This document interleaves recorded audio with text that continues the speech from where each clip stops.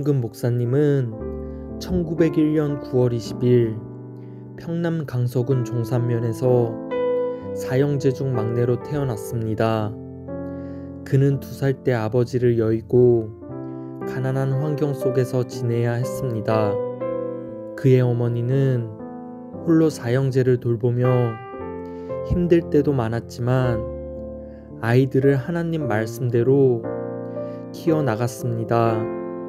강종근 목사님은 너무나 당연하듯이 어렸을 때부터 예수님을 믿게 되었고 어머니를 따라 교회에 다녔습니다. 그의 가족은 한일 합방과 함께 만주 봉천의 유아연으로 이주하여 삼강학교와 철영유경학교에서 공부하며 민족교육을 받았고 이동교회를 다니면서 신앙의 멘토가 된 최학규 전도사님을 만납니다. 최학규 전도사님은 강종근 목사님에게 있어서 신앙에 대해 깊이 파고드는 결정적 계기가 되었으며 최학규 전도사님의 추천으로 강종근 목사님은 배제학당에 입학하게 됩니다. 그 후 목사님은 기독교 신앙과 민족의식이 더욱 굳어졌으며 졸업 후 1925년 협성신학교에 입학하여 1929년도에 학교를 졸업했습니다. 그 당시 재학 중 만났던 윤희성 사모와 1926년 결혼을 하여 행복한 가정을 꾸리기도 했습니다. 강종근 목사님은 1933년 경성지방 창동구역에 파송받아 목회를 시작하였고 사역 기간 동안 교회는 크게 부흥하였습니다. 1937년에는 철원지방 연천구역에 파송되었고 1938년에는 창동교회로 1939년에는 목사 안수를 받고 철원제일교회에서 목회를 시작했습니다. 그가 가는 곳마다 교회는 크게 부흥했고 성도들의 삶이 달라지는 은혜로운 일들이 일어나곤 했습니다. 철원제일교회는 강원도 최초의 독립만세 운동을 이끌었고 이때 박연서 목사님과 강종근 목사님을 중심으로 만세운동의 중심적 역할을 했으며 이후 철원애국단을 조직하여 상해 임시정부와 교류하며 나라를 위해 애썼던 교회로 이러한 발자취는 선교적으로도 큰 부흥을 이룰 수 있었던 발판이 되기도 했습니다. 1930년대 들어서 철원제일교회는 계속 부흥해 나갔고 1933년도에는 주일 학생이 300여 명씩 모였으며 교인 수가 500명에 달할 정도로 철원의 대표적인 교회로 성장해 나갔습니다. 결국 교인 수가 많아져서 교회의 모든 성도들이 다 모일 수 없게 되자 마침내 새로운 예배당을 세우게 되었고 이 새로운 예배당은 한강 이북에서 최고 아름다운 교회로 알려지기도 했습니다. 한편 일본은 1930년대 후반부터 교회에 대한 지배력을 강화해 갔고 신사참배와 동방요배 강요 등 민족말살 정책을 펼치기 시작했습니다. 신사참배는 교회에게 큰 어려움이었습니다. 일본은 신사참배가 종교행위가 아니라고 신앙인들을 회유했고 신앙인들 중 대부분은 신사참배를 별다른 죄의식 없이 거행하기 시작했습니다. 대형교회 목사도 유명한 장로도 예외는 아니었습니다. 대부분의 교단들은 신사참배를 하겠다고 타협했고 대부분의 성도들은 그들의 목사와 장로를 따를 수밖에 없는 상황이었습니다. 하지만 강종근 목사님은 신사참배 결사반대를 선언했을 뿐만 아니라 신사참배는 일본의 조상을 섬기는 엄연한 종교의식이라고 성도들에게 핏대를 세워 설교했습니다. 또한 철원 제1교회를 섬기는 가운데 주일 예배를 통하여 모세가 이스라엘 민족을 애굽의 속박에서 구출해냈듯이 한국도 일본의 속박에서 구해낼 수 있는 모세와 같은 청년이 필요하다는 애국심을 고취시키는 압도적인 설교를 반복해서 해나갔습니다.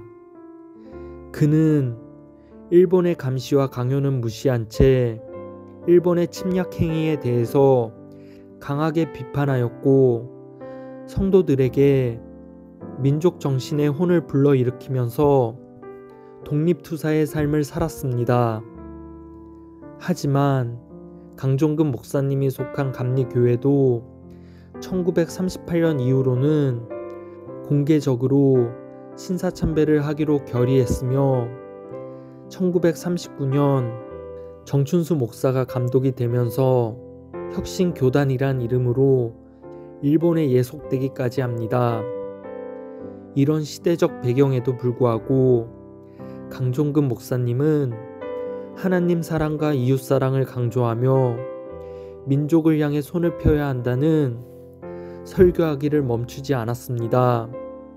출애굽기의 말씀을 통해서 하나님의 도우심으로 우리 민족도 해방의 때가 올 것이다 라고 하며 현 상황을 이겨내기 위한 선포를 끊임없이 하고 다녔으며 불같은 설교를 계속 해나가며 목사직을 파면당할 위기에도 신사참배를 가결한 교단의 뜻을 전혀 따르지 않았고 끝까지 거부하였습니다.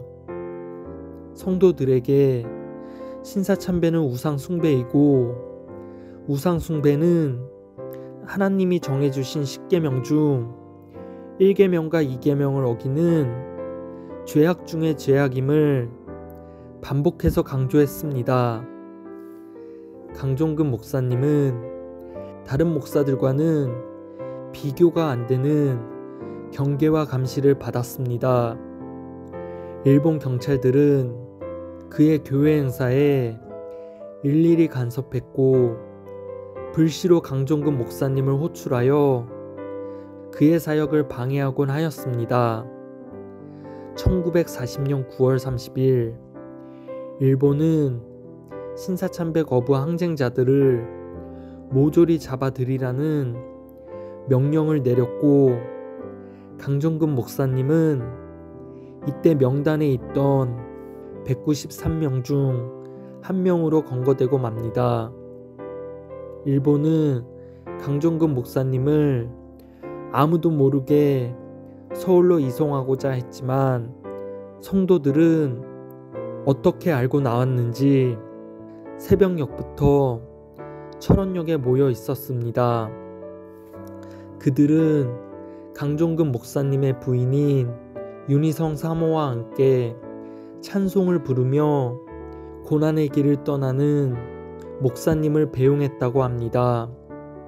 싸늘하고 조용한 새벽 기찻길에 성도들의 찬송이 울려 퍼졌고 목사님도 성도들도 쏟아지려는 눈물을 꾹 참으며 먼 길 떠나시는 목사님을 지켜봤습니다.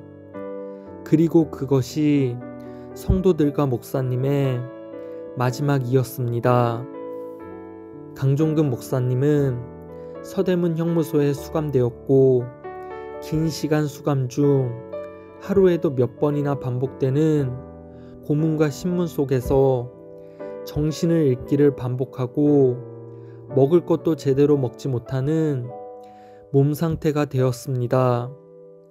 그 당시 신사참배 문제로 체포되면 90% 이상은 고문을 견디지 못하고 신사참배를 하겠다는 각서를 쓰고서 형무소에서 나왔습니다.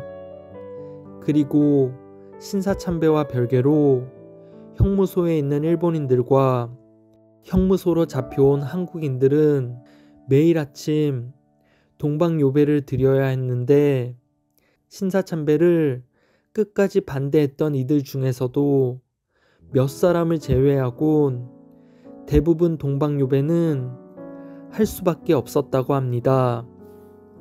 그 이유는 동방요배는 매일 해야 하는 것이기에 만약 거부하면 아침마다 끔찍한 고문을 당해야 했고 그걸 견뎌낼 수 있는 사람은 몇 안 되었던 것입니다. 하지만 강종근 목사님은 신사참배를 하지 않아서 고문을 당했고 매일 아침 동방요배를 하지 않고 일본 경찰들에게 맞서다가 또 고문을 당했습니다. 혹독하고 잔인한 고문을 견디고 견뎠지만 이러한 생활이 몇 년 반복되자 결국 목사님의 몸 상태는 급속도로 악화되었습니다.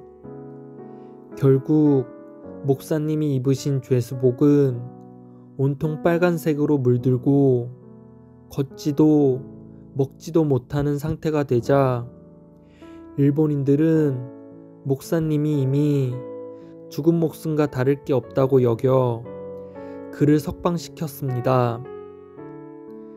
그리고 얼마 안 되어 1942년 6월 3일에 강종근 목사님은 여보, 나는 기뻐요 라는 말을 아내 윤희성에게 남기고 38세의 젊은 나이에 하나님의 부르심을 받고 순교의 길을 떠나십니다.